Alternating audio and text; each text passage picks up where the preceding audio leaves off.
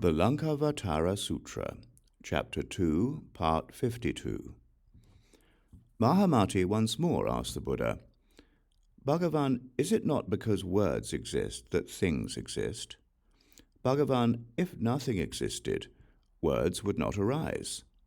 Therefore, Bhagavan, it is because words exist that things exist."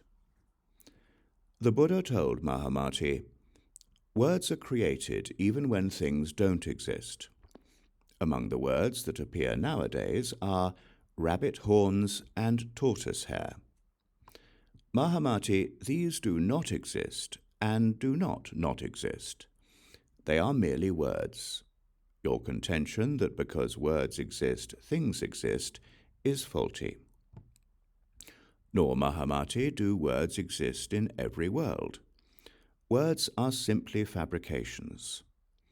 In other Buddha lands, the Dharma is expressed by staring or by facial expressions, or by lifting the eyebrows, or by blinking the eyes, or by smiling, or by opening the mouth, or by clearing the throat, or by thinking about something, or by nodding. For example, Mahāmati, in the worlds of unblinking eyes or gathered fragrances, or in the land of Samantabhadra Tathagata, a simple stare enables bodhisattvas to attain the forbearance of non-arising and incomparable samadhis. Therefore, the existence of words does not mean the existence of things.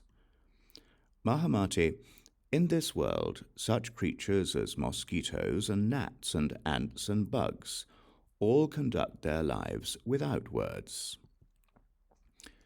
The Buddha then repeated the meaning of this in verse. "Just as space or rabbit horns, or a barren woman's child, do not exist except as words, such are the projections of existence.